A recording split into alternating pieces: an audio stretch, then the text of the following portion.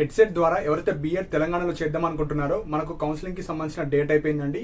So ఈ వీడియోలో కంప్లీట్గా మాకు ఎవరైతే సర్టిఫికేట్స్ అప్లోడ్ చేసిన వాళ్ళకు కొంతమందికి వెరిఫికేషన్ జరగలేదు, కొంతమందికి వెరిఫికేషన్ అయ్యి సో రిజెక్ట్ చేయడం జరిగింది, కొంతమందికి ఇప్పుడు already eligible for web options వచ్చిన వాళ్ళు వెబ్ ఆప్షన్స్ గురించి సో కంప్లీట్గా ఇదే వీడియోలో అన్ని కవర్ చేయడం జరుగుతుందండి. సో ఫస్ట్ పాయింట్ వచ్చేసి నాట్ వెరిఫైడ్ స్టూడెంట్స్. సో ఎవరికైతే ఇంకా మీరు అన్ని సర్టిఫికేట్స్ అప్లోడ్ చేసినా మీకు వెరిఫికేషన్ జరగకపోతే మనకు వెబ్సైట్లోనే కింద ఈమెయిల్ సర్వీస్ ఉంటుంది. సో ఈమెయిల్ అంటే మనకి హెడ్సెట్ ఈమెయిల్ కాదండి, కింద మీరు ఓపెన్ చేయగానే కింద ఈమెయిల్ సర్వీస్ ఉంటుంది. ఆ ఈమెయిల్ సర్వీస్ క్లిక్ చేస్తే మీ యొక్క హాల్ టికెట్ నెంబర్, మీ పాస్వర్డ్ ద్వారా అది ఓపెన్ చేసిన తర్వాత కంపోజ్ ఆప్షన్ ద్వారా మీరు వాళ్ళకు రిక్వెస్ట్ చేయాలి, నేను అన్ని ప్రాపర్గా అప్లై చేశాను, సో మీరు ఒకసారి రీవెరిఫై చేయండి అని అక్కడ రాసి కింద వచ్చేసి మీ స్టేటస్ ఏదైతే వెరిఫైడ్ అప్లోడ్ ఉందో అది జస్ట్ ఇమేజ్ డౌన్లోడ్ చేసి అందులో అప్లోడ్ చేయాలి. సో డీటెయిల్గా వీడియో కూడా చేశాను. సో చాలా మందికి టెలిగ్రామ్ కావచ్చు, పోస్ట్ కావచ్చు, చాలా సార్లు చెప్పడం వల్ల కొంతమంది చూసి అది చేసుకున్నారు, చూడని వాళ్ళు చేసుకోలేరు. సో మళ్ళీ ఇంకొకసారి చెప్తున్నాను, ఈమెయిల్ సర్వీస్ ద్వారానే మీరు చేసుకోవాలి. సో ఈమెయిల్ సర్వీస్ ద్వారా చేస్తే చాలా మంది అయ్యాయి. సో మీరు కమెంట్ సెక్షన్ లో కూడా చూడండి. సో వీడియోస్ ఓపెన్ చేసి చూస్తే మీకు అర్థమవుతుంది. ఉట్టిగా మీకు ఉన్న ప్రాబ్లం కింద కమెంట్ సెక్షన్ లో మెన్షన్ చేస్తే ఏం రాదండి. సో ఇదే last date. So already last date అయిపోయింది. సో ఇంకా ఎవరైతే ఈమెయిల్ సర్వీస్ యూజ్ చేయలేరో ఈమెయిల్ సర్వీస్ ద్వారానే మీరు చేసుకోండి. So verified, not verified students. So next point వచ్చేసి రిజెక్టెడ్ స్టూడెంట్స్. సో ఎవరికైతే కొన్ని సర్టిఫికేట్స్ వల్ల రిజెక్ట్ అయిన వాళ్ళు ఉన్నారో మీకు అన్ని సెమిస్టర్ మెమోస్ ఉంటే మీకు మెసేజెస్ వస్తున్నాయి కొంతమందికి, కమ్ టు ఆఫీస్ అని, లేదంటే ఫిజికల్ వెరిఫికేషన్కి రండి అని, విత్ యువర్ సర్టిఫికేట్స్ అని. సో అలాంటి క్యాండిడేట్స్ అందరూ మీరు తొందరగా వెళ్ళి ఫిజికల్ వెరిఫికేషన్ చేసుకోండి. సో మనకు ఆల్రెడీ అడ్రస్ చెప్పాను, మనకు అంబర్పేట్లో మనకి సెట్ ఎగ్జామ్స్కి సంబంధించి ఆఫీస్ ఉంటుంది. సో మీ ఒరిజినల్స్ ఒక జిరాక్స్ సెట్స్ అక్కడికి వెళ్ళి సబ్మిట్ చేస్తే వాళ్ళైతే వెరిఫై చేసి మీకు అన్ని ప్రాపర్గా సర్టిఫికేట్స్ ఉంటే వాళ్ళు ఎలిజిబుల్ చేస్తారు ఫేజ్ 1కి. సో ఫేజ్ 1లోనే మంచి మంచి కాలేజ్ కావచ్చు, మీకు నచ్చిన కాలేజ్ కావచ్చు, అన్ని ఫిల్ అయిపోతాయి కాబట్టి సో తొందరగా వెళ్ళడానికి ట్రై చేయండి ఎవరైతే ఫిజికల్ వెరిఫికేషన్ వెళ్దాం అనుకుంటున్నారు. నెక్స్ట్ వచ్చేసి email service. So email service ద్వారా మీరు సర్టిఫికేట్స్ ఏమన్నా ఇంప్రాపర్ సర్టిఫికేట్స్ వచ్చిన వాళ్ళు, లైక్ 10th, ఇంటర్, డిగ్రీ కావచ్చు, క్యాస్ట్, ఇన్కమ్, సో ఏ సర్టిఫికేట్ అయినా బ్లర్గా అప్లోడ్ చేసినా, ఇన్కమ్ సర్టిఫికేట్ కొంత 2024 అప్లోడ్ చేసినా మీకు ఇన్కమ్ అనేది హయ్యర్ అని వస్తుంది. ఓన్లీ 2025 అప్లోడ్ చేయాలి. సో సర్టిఫికేట్స్ రీఅప్లోడ్ చేయాలన్నా ఈమెయిల్ సర్వీసే. ఈమెయిల్ సర్వీస్ క్లిక్ చేయాలి. మీకు కంపోజ్ ఆప్షన్ ద్వారా మీకు ఏ సర్టిఫికేట్ అప్లోడ్ చేద్దాం అనుకుంటున్నారో అది అప్లోడ్ చేసి మీరు వాళ్ళకి సబ్మిట్ చేస్తే వాళ్ళు వెరిఫై చేస్తారు. సో ఏదైనా మీకు ఈమెయిల్ సర్వీసే. ఈమెయిల్ సర్వీస్ ద్వారానే మీకు క్వశ్చన్స్ ఉన్నా, మీరు అప్లోడ్ చేయాలన్నా ఏదైనా ఈమెయిల్ సర్వీస్ ద్వారానే యూజ్ చేయండి. డీటెయిల్గా వీడియో కూడా చేస్తాను, ఆ వీడియోస్ చూడండి. సో నెక్స్ట్ వచ్చేసి eligible list. So as per schedule మనకు నిన్న నైట్ రావాలి ఎలిజిబుల్ లిస్ట్, కాకపోతే ఈ రోజు కావచ్చు లేకుంటే రేపు మార్నింగ్ వరకు అన్నా ఎలిజిబుల్ లిస్ట్ వస్తుంది. సో ఈ ఎలిజిబుల్ లిస్ట్ లో జస్ట్ ఒక లింక్ ఇస్తారు, ఎలిజిబుల్ లిస్ట్ అని. ఆ లింక్ క్లిక్ చేసి మీ హాల్ టికెట్ నెంబర్ ఎంటర్ చేస్తే మీకు స్టేటస్, మీ కేటగిరీ ఏంది, మీ హాల్ టికెట్ నెంబర్, మీకు ర్యాంక్ ఎంత వచ్చింది డిస్ప్లే అవుతుంది. So you're eligible for web options అని వస్తుంది. సో అలాంటి క్యాండిడేట్స్ మాత్రమే ఫేజ్ 1లో ఎలిజిబుల్. సపోజ్ ఎవరైతే ఈమెయిల్ సర్వీస్ యూజ్ చేసుకోలేరు, ఎవరైతే ప్రాపర్గా డాక్యుమెంట్స్ అప్లోడ్ చేయలేరు, సో ఎవరికైతే క్వాలిఫికేషన్ లేదు, అలాంటి వాళ్ళ ఎవ్వరి కూడా మనకు డిస్ప్లే కావు. సో అలాంటి క్యాండిడేట్స్ ఫేజ్ 1లో నాట్ పార్టిసిపేట్. సో పార్టిసిపేట్ చేయడానికి కుదరదు. సపోజ్ ఎవరైతే ఫేజ్ 1లో రిజెక్ట్ అయినారో మళ్ళీ ఫేజ్ 2 వరకు మీరు అన్ని ప్రాపర్గా సర్టిఫికేట్స్ ఇస్తేనే ఎలిజిబుల్, లేకపోతే లేదు. సో ఎవరికైతే సర్టిఫికేట్స్ లేవో ఈ ఫేజ్లో పార్టిసిపేట్ చేయకుండా మీరు ఫేజ్ 2లో అయినా పార్టిసిపేట్ చేయొచ్చు. సో ఇవి main points. So next point వచ్చేసి web options. So web options వచ్చేసి as per schedule 4th, 5th అంటే మీకు నచ్చిన మెథడాలజీలో నచ్చిన కాలేజ్ అన్ని పెట్టుకోవచ్చు. తెలంగాణలో ఉన్న అన్ని కాలేజ్ పెట్టుకోవచ్చు. సో మీరు తెలుగు మీడియం, ఇంగ్లీష్ మీడియం ఇట్లా డిఫరెన్షియేషన్ ఏముండదు. సో మీరు ఎందులోనే రాసుకోవచ్చు. సో మీకు నచ్చిన కాలేజ్ అన్ని పెట్టుకోవాలి. సో నెక్స్ట్ వచ్చేసి ఎడిట్ ఆప్షన్. సో మీరు పెట్టిన కాలేజెస్ ఎడిట్ చేసుకోవచ్చు. ఎడిట్ అంటే మీరు కాలేజ్ యాడ్ అన్నా చేసుకోవచ్చు, డిలీట్ చేసుకోవచ్చు, రీఅరేంజ్ చేసుకోవచ్చు. సో ఎడిట్ ఆప్షన్ 6th రోజు. సో ఇవి మెయిన్ పాయింట్స్. సో ఇప్పుడు మనము వెబ్ కౌన్సిలింగ్ గురించి డీటెయిల్గా ఎక్స్ప్లెయిన్ చేస్తానండి. సో మెథడాలజీస్ కావచ్చు, వెబ్ ఆప్షన్స్ ఎట్లా పెట్టాలి, మనకు రూల్ ఆఫ్ రిజర్వేషన్ ఎట్లుంటుంది, మీకు సీట్ రావాలంటే ఎట్లా వెబ్ ఆప్షన్స్ పెట్టాలో ఇప్పుడు చెప్తాను. సో ఫస్ట్ పాయింట్ వచ్చేసి ఎలిజిబుల్ మెథడాలజీస్. సో బీఎడ్ చేస్తున్నారంటే మీరు 2 మెథడాలజీస్ తీసుకోవాలి. సో ఫస్ట్ మెథడాలజీ వచ్చేసి కౌన్సిలింగ్ లో వస్తుంది. కాలేజీలో జాయిన్ అయిన తర్వాత మీకు సెకండ్ మెథడాలజీ వాళ్ళు అడుగుతారు. మీకు నచ్చిన ఎలిజిబుల్ మెథడ్ కావచ్చు, లాంగ్వేజెస్ కావచ్చు, ఏదో ఒకటి తీసుకోవాలి. సో టోటల్ 2 మెథడాలజీస్ ఉంటుంది. సో ఇప్పుడు కౌన్సిలింగ్ అయింది కదా, మీకు కౌన్సిలింగ్ అయిన వాళ్ళందరికీ you're eligible for web option వచ్చిన వాళ్ళకు మీ మెథడాలజీ ఏందో హెడ్సెట్ వాళ్ళు చెప్పారు. సో అవి main methods. So main methods example ఎట్లా వస్తుంది, you are eligible for maths and physical science, you are eligible for physical science and biological science, you are eligible for social, you are eligible for maths, so you are eligible for maths and oriental language, you are eligible for social and English literature కావచ్చు, English కావచ్చు. So ఇట్లా various మీకు వస్తాయి. So వాళ్ళు ఏవైతే ఇచ్చారో అవి main methods కింద. సో మెయిన్ మెథడ్ అంటే ఫస్ట్ మెథడ్, మనకు బీఎడ్ లో 2 సబ్జెక్ట్స్ ఉంటాయి. ఫస్ట్ మెథడ్ కి మీకు ఏవేవైతే ఎలిజిబుల్ ఇచ్చారో అందులో నుంచి ఒకటి తీసుకోవాలి. కొందరికి 2 ఉంటాయి, కొందరికి 3 ఉంటాయి, కొందరికి ఒకటే ఉంటుంది. సో మీకు ఎన్ని ఇచ్చారో అందులో నుంచి మీకు 2 ఇచ్చారు అనుకో, ఎగ్జాంపుల్ మ్యాథ్స్ ఫిజికల్ సైన్స్ మీరు ఎలిజిబుల్ అని ఇచ్చారు. సపోజ్ మీరు ఓన్లీ మ్యాథ్సే కావాలి, నాకు ఫిజికల్ సైన్స్ వద్దు, సెకండ్ నేను ఇంగ్లీష్ కావచ్చు తెలుగు తీసుకుంటా అనుకుంటే మ్యాథ్స్ మాత్రమే పెట్టండి. సపోజ్ నాకు లాంగ్వేజెస్ వద్దు, మ్యాథ్స్ ఫిజికల్ సైన్సే కావాలి, సో మీరు వెబ్ ఆప్షన్స్లో ఏం పెట్టాలి, maths physical science, maths physical science పెట్టాలి.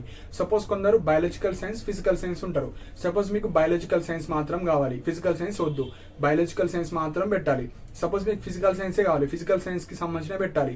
సో ఫిజికల్ సైన్స్ లో సీట్ వస్తుంది. మీరు కాలేజీలో వెళ్ళిన తర్వాత బయాలజికల్ సైన్స్ అనేది తీసుకోవచ్చు, తెలుగు తీసుకోవచ్చు, ఇంగ్లీష్ తీసుకోవచ్చు, హిందీ వాళ్ళు హిందీ తీసుకోవచ్చు.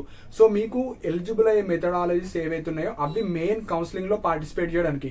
సో కొంతమంది అడుగుతున్నారు, నేను ఇంగ్లీష్ తెలుగు నేను పెడదాం అనుకుంటున్నా కానీ ఎలిజిబుల్ మెథడ్స్ లో అది రాలేదు అంటున్నారు. అది వచ్చేసి మెయిన్ మెథడ్ కాదు, అది సెకండ్ మెథడాలజీ. ఎందుకంటే మీకు లాంగ్వేజ్ గా ఉంది, ఆప్షనల్ సబ్జెక్ట్ గా లేదు. సో అది మీరు కాలేజీలో వెళ్ళిన తర్వాత తీసుకోవాలి. సో మీకు ఏదైతే ఇప్పుడు methodology you're eligible for methodology వచ్చిందో అవి మెయిన్ మెథడ్స్, వాటికి సంబంధించిందే కౌన్సిలింగ్ ఇప్పుడు. సో అందులో ఏదో ఒకటి వస్తుంది. కాలేజీలో జాయిన్ అయిన తర్వాత మీకు లాంగ్వేజెస్ కావచ్చు, మెయిన్ మెథడ్ కావచ్చు తీసుకోవచ్చు. సో ఫస్ట్ పాయింట్, మీకు ఏ మెథడాలజీ కావాలో అది ఫిక్స్ చేసుకోండి, అవి మాత్రం పెట్టుకోండి. కాలేజీలో జాయిన్ అయిన తర్వాత మీకు మెయిన్ మెథడ్ అన్న తీసుకోవచ్చు, లేదంటే లాంగ్వేజెస్ అన్న తీసుకోవచ్చు. ఇది మెయిన్ పాయింట్. సో నెక్స్ట్ వచ్చేసి కాలేజెస్. సో చాలా చాలా ఇంపార్టెంట్ పాయింట్. సో కాలేజెస్కి సంబంధించిన అన్ని పీడిఎఫ్స్ మన టెలిగ్రామ్ ఛానల్లో పోస్ట్ చేశాను. తెలంగాణ ఓవరాల్గా అన్ని యూనివర్సిటీస్ ఏవైతే ఉంటాయో, ఉస్మానియా యూనివర్సిటీ కావచ్చు, కాకతీయ యూనివర్సిటీ కావచ్చు, సో మీ డిగ్రీ ఎలా అయితే చేశారో డిగ్రీ అండర్లో ఉన్న డిగ్రీ కాలేజెస్ మన ప్రతి యూనివర్సిటీలో అండర్లో ఎలా అయితే ఉంటాయో బీఎడ్ కాలేజ్ కూడా ప్రతి యూనివర్సిటీ అండర్లో ఉంటాయి. అవన్నీ పీడిఎఫ్స్ ఉన్నాయి, చూసుకోండి. వీడియోస్ కూడా వేస్తాను, ఆ వీడియో చూసుకోండి. అండ్ మనకు రేపటిలోపు మన కాలేజ్ పీడిఎఫ్ కూడా అప్డేట్ చేస్తారు 2025కి సంబంధించినవి. సో అందులో మీకు ప్రతి కాలేజ్లో ఎన్ని సీట్స్ ఉన్నాయి, ఫీ స్ట్రక్చర్ ఎంత ఉంది, అన్ని డీటెయిల్గా ఉంటాయి, అవి చూసుకోవచ్చు. సో అవి కాలేజెస్ ప్రియారిటీ ఆర్డర్ ప్రిపేర్ చేసుకొని పెట్టుకోండి. సపోజ్ మీరు ఒక 10 కాలేజీలు అనుకుంటున్నారు, 10 కాలేజెస్ యొక్క నేమ్స్ రాసుకోండి. ఈ కాలేజ్ పెడదాం అనుకుంటున్నా, ఈ డిస్టిక్ లో ఉన్న కాలేజ్ పెడదాం అనుకుంటున్నా, అట్లా ఒక ప్రిపేర్ చేసుకోండి. ఒక లిస్ట్ ప్రిపేర్ చేసుకుంటే మీకు వెబ్ ఆప్షన్స్ పెట్టుకోవడానికి చాలా ఈజీగా ఉంటుంది. సో ప్రిపేర్ చేసుకోండి. నెక్స్ట్ థర్డ్ వచ్చేసి, మీరు మెథడాలజీస్ పెట్టిన తర్వాత ఒక మెథడ్కి సీట్ అలాట్మెంట్ వస్తుంది. సీట్ అలాట్మెంట్ వచ్చిన తర్వాత మీకు ఫీజు రియంబర్స్మెంట్ వాళ్ళకు ఒకలాగా ఉంటుంది, నాన్ ఫీజు రియంబర్స్మెంట్ వాళ్ళకు ఒకలాగా ఉంటుంది. సో ఆన్లైన్లో ఫీ పేమెంట్ చేయాలి, ఆన్లైన్లో ఫీ పేమెంట్ చేసి మీరు కాలేజ్కి వెళ్ళి కూడా రిపోర్ట్ చేయాలి. సో ఫస్ట్ మెథడ్ ఒకటి వస్తుంది. ఫస్ట్ మెథడ్ తర్వాత కాలేజీలో జాయిన్ అయిన తర్వాత వాళ్ళు మీరు సెకండ్ మెథడాలజీ ఏది తీసుకుంటారో అడుగుతారు కాలేజ్ జాయిన్ అయిన తర్వాత. సో అప్పుడు మీకు ఎలిజిబుల్ అయ్యే మెథడ్ అన్న తీసుకోవాలి, లేదంటే లాంగ్వేజెస్ అన్నది తీసుకోవచ్చు. సో లాంగ్వేజెస్ ఎవరైతే మెథడ్ 2గా తీసుకుందాం అనుకుంటారో కాలేజీలో వెళ్ళే తీసుకోవాలి. డైరెక్ట్ మెథడ్ 1గా తీసుకునేటోళ్ళు ఎవరు, ఇంగ్లీష్ లిటరేచర్ కావచ్చు, మీకు ఓరియంటల్ లాంగ్వేజెస్ స్టూడెంట్స్ కావచ్చు, వాళ్ళు డైరెక్ట్, ఎందుకంటే వాళ్ళకి మెయిన్ సబ్జెక్ట్ ఉంటుంది తెలుగు, హిందీ, ఇంగ్లీష్. సో వాళ్ళు మెథడ్ 1గా కూడా తీసుకోవచ్చు. కానీ మెథడ్ 1గా చాలా తక్కువ కాలేజెస్లో ఉంటాయి, ఎక్కువ కాలేజెస్లో ఉండవు. సో ఇది మనకు కౌన్సిలింగ్కి సంబంధించింది. సో ఇప్పుడు సీట్స్ వచ్చేసి ప్రతి కాలేజ్లో మెథడాలజీ వైజ్ డివైడ్ అయి ఉంటాయి. సపోజ్ ఒక కాలేజ్లో 100 సీట్స్ ఉంటే మీరు 100కి ఎలిజిబుల్ కాదు. సో ఆ 100ని వాళ్ళు ఏం చేస్తారంటే మ్యాథ్స్ మెథడాలజీకి 25%, ఫిజికల్ సైన్స్కి 15%, బయాలజికల్ సైన్స్కి 25%, సోషల్కి 35%. సో 100కు 25, 15, 25, 35 అని డివైడ్ చేస్తారు. మీరు మ్యాథ్స్ పెట్టుకుంటే మ్యాథ్స్ ఆ 25 సీట్స్కి ఎలిజిబుల్, ఫిజికల్ సైన్స్ పెట్టుకుంటే 15, ఆ 15కి ఎలిజిబుల్, బయాలజికల్ సైన్స్ పెట్టుకుంటే ఆ 25 సీట్స్కి ఎలిజిబుల్, సోషల్ పెట్టుకుంటే 35 మనకు ఎలిజిబుల్. సో ఓవరాల్ తెలంగాణ వైడ్గా 18,000 సీట్స్ మాత్రమే ఉన్నాయి. ఈ రేషియో ప్రకారంగా మీరు ఎన్ని సీట్స్కి ఎలిజిబుల్లో మీరు ఎస్టిమేట్ చేసుకోండి. సో ఇవి మనకు సీట్స్. సో కాంపిటీషన్ వచ్చేసి మెథడాలజీ వైజ్ ఉంటుంది.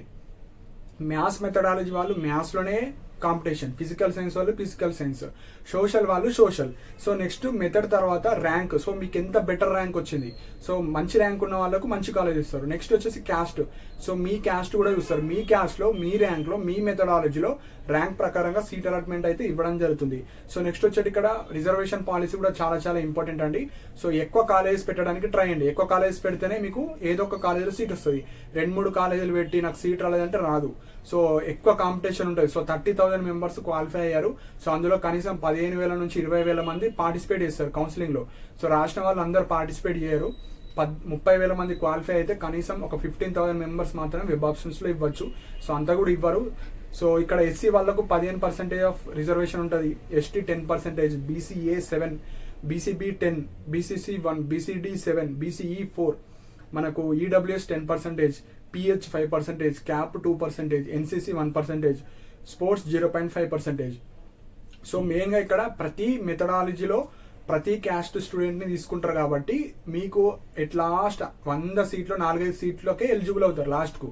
ఆ 4-5 సీట్లలో మీరు ఎక్కువ కాలేజ్ పెట్టాలి. ఎక్కువ కాలేజ్ పెడితే మీకు అనుకున్న కాలేజ్ కాకుండా ఏదో ఒక కాలేజ్లో వస్తుంది. సో ఫేజ్ 1లో ఒక కాలేజ్ వస్తుంది, ఫేజ్ 2లో మళ్ళీ ఇంకా వెబ్ ఆప్షన్స్ పెట్టుకోవచ్చు.